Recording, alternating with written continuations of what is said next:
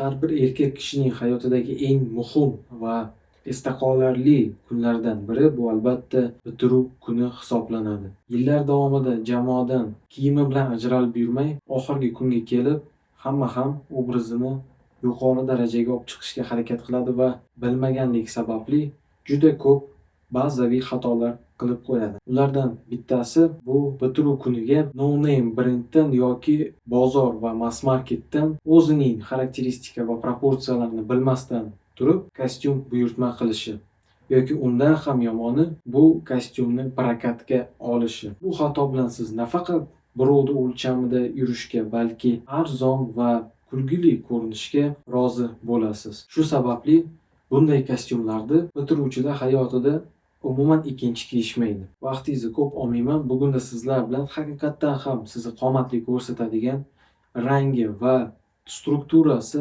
ajralib turadigan va sizni 100% esda qolarli qilib qo'yadigan 4 ta obrazni tahlil qilib o'tamiz. Videoni oxirigacha ko'ring, obuna bo'lishni unutmang. Obrazlarni biz harakat qilib yig'ganmiz.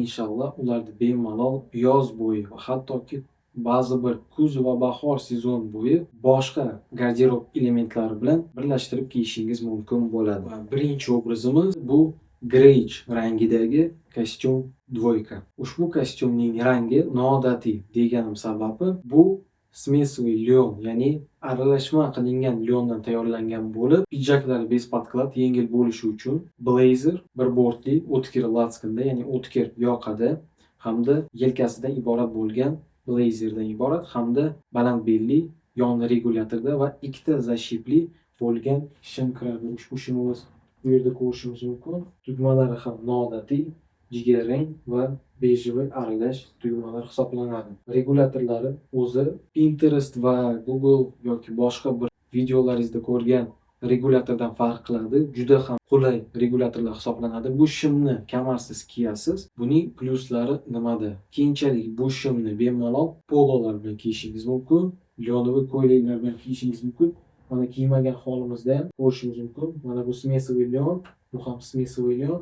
Ikkalasi rangi nisbatan to'g'ri ko'ringani uchun strukturasi ham bir-biriga mos kelyapti. Bu Vento kolleksiyamizning yangi shimi va ko'ylagi hisoblanadi. Button down ko'ylak sizni proporsiyalaringizga, yuz proporsiyalaringiz, tana tuzilishlaringizga qarab yoqani cho'zinchoq va cho'zinchoq emasligi, katta kichikligi tanlanadi. Asosan yoqa katta bo'ladi, shim ham fasadkasi baland bo'ladi, tagi albatta manjetli bo'ladi. Blazerni ham to'g'ri tanlangan jinsilar bilan kiyish mumkin bo'ladi, to'g'ri tanlangan ba'zi bir strukturniy shimlar bilan kiyish mumkin bo'ladi. Shuning hisobiga u juda благородный ko'rinadi va universal bo'ladi. Keyinchalik bu kostyumni bitiruvdan keyin ham o'zingiz bemalol garderob elementlari bilan aralashtirib kiyishingiz mumkin bo'ladi. To'liq obraz yig'ish uchun kostyum dvoyka smesовый lyonda, greyj rangida va mana shunday button down ko'ylak, galstuk va galstuksiz bo'lishi mumkin. Lyondan bo'ladigan bo'lsa galstuksiz albatta. Agarda denim, yengil denim yoki ko'ylak matosidan, ya'ni paxtadan tayyorlanadigan bo'lsa, albatta galstuk bilan button down yokida cutaway sorochkasini tavsiya etaman. Oyoq kiyimga keladigan bo'lsak, tassel lofer yokida penny loferlar tavsiya etaman. Hammasini ham to'q jigarrang va zamsh turidagini. Tassel loferlar va espadrillar kimdirga g'alati tuyulishi mumkin. Shuning uchun penny loferdan boshlashingizni tavsiya etaman. Bu tassel loferning formallik gradusini bir pog'ona pastdagi oyoq kiyimi hisoblanadi. Juda ham universal bo'ladi va rangi nisbatan obrazga to'g'ri keladi. Agarda obrazni galstuk bilan, boshqa aksessuarlar bilan kiyaman desangiz, galstukni ustimdagi xuddi mana shu heritage turini tanlashingiz mumkin. Kolleksiyamizda bor. Hamda vintage stripe, bordoviy va tilla polosali galstukni tanlashingizni tavsiya etaman. Undan tashqari club galstuki ham to'g'ri keladi, lekin birinchi, ikkinchi variantlarda to'xtashingizni tavsiya etaman. Ular eng universal hisoblanadi. Agarda undan ham qiziqroq qilaman desangiz, albatta jigarrang, ya'ni mocha brown ham deyishadi. U ham bu obrazga juda chiroyli to'g'ri keladi. Soatlardan albatta kamarni oyoq kiyimga moslab tanlashingiz. Keyingi obrazimiz nisbatan matosi og'irroq tuyulishi mumkin, ammo bemalol Wall Street kabi obrazlarda ishlatishingiz mumkin bo'ladi. Bu albatta kostyum dvoyka chalk stripe turidagi navy rangda. Ushbu kostyum Wolf of Wall Street'da ko'rgan bo'lishingiz mumkin. Haqiqatan ham oldingi bankirlar bunday kostyumlarni kiyishgan. Tarjimasi bo'r sifat polosali kostyum hisoblanadi. Uni nimaga to'q ko'ki variantini tavsiya etdim? Chunki bu marosim, ya'ni bitiruv kuni kunduzi bo'lganligi hisobiga. Kunduzi qora rangdagi umuman hech qanday kostyumlar kiyishingizni tavsiya etmayman. Qora rang kechki sun'iy yorug'lik tagida o'zining boyligini ko'rsatib turadi. Kunduzgi quyosh tabiiy yorug'ligi tagida umuman o'zining qomatliligini va qimmatligini yo'qotib qo'yadi. Qora rangga keladigan bo'lsak, ko'pchilik mendan so'rashgan edi, smokingni bitiruv kechasiga kiysam nima bo'ladi? Bitiruv kechasiga, ya'ni oqshomiga kiyishingiz mumkin va albatta o'sha marosim o'tayotgan joyda dress code ham smokingga mos kelishi kerak. Smokingning o'zini ham talablari bo'ladi, bu albatta. Ammo kunduzi lineyka deyishadi yoki bir taqdirlash marosimi deyishadi. Smokingni kiyishingizni qat'iyan man etaman. Chunki umuman o'sha aytib o'tganimdek qora rang o'ta arzon ko'rinib qoladi va undan tashqari kunduzi bo'lgan mana shunday smoking dress kodi faqat mana shu bitiruvchilar kiyadigan bo'lsa yoki o'zingiz mana shu bitta smokingda boradigan bo'lsangiz, siz biznesmen yoki bir davlat xodimi kechki bazmda yurganida emas, balki ofitsiant xizmatkor kabi ko'rinib qolasiz. Bo'r chiziqli kostyumimizga qaytadigan bo'lsak, chalk stripe, unga qanday sorochka tanlasak bo'ladi? Unga albatta xuddi mana shunday kontrast yoqali va manjetli zaponka manjet, albatta fransuz manjet deyiladi. Ko'ylakni tavsiya etaman. Havo rang yoki manda ustimda ko'rishingiz mumkin. To'q ko'k rangdagini obrazni yanada qiziqroq qiladi. Bu ko'ylakning nomi aslida Winchester. Ayni mana shu Wall Street obrazlarida ko'p ko'rgan bo'lishingiz kerak. Bu ko'ylakni galstuksiz kiyib bo'lmaydi.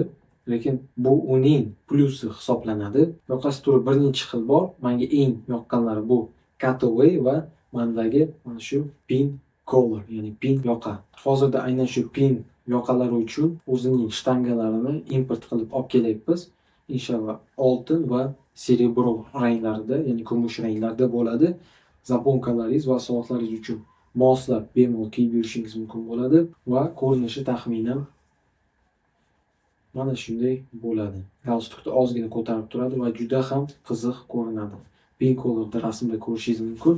Juda ham noodatiy va juda ham qimmat ko'rinadigan yoqa hisoblanadi. Cutaway yoqasini tanlaydigan bo'lsak, albatta yoqa pidjakning tagiga kirishi kerak.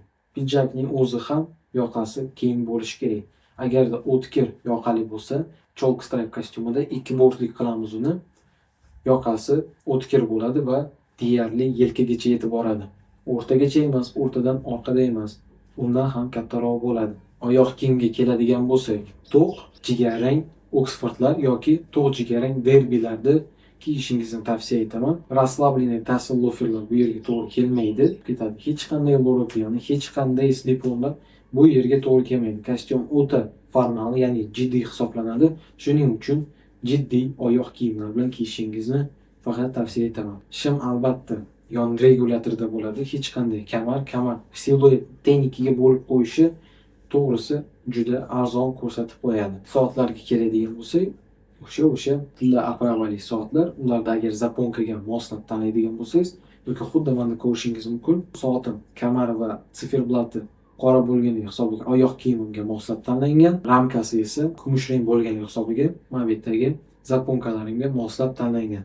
Zaponkamdagi gradient rangi esa albatta mana shu galstugimning ba'zi bir naqsh elementlariga moslab tanlangan. Aksessuarlar va boshqa garderob elementlarining ranglarini moslab tanlashni esa biz o'zimizning Instagram sahifamizda o'rgatib o'tamiz. Agarda siz ham obrazni to'laqonli, to'g'ri va ranglarni moslab tanlashni o'rganmoqchi bo'lsangiz, Instagram sahifamizga obuna bo'lishingizni albatta tavsiya etaman. Havolasini pastda qoldiramiz. Keyingi obrazimizni ko'pchilik biladi va ko'pchilik razbor va tahlil qilib o'tishimizni kutishgan.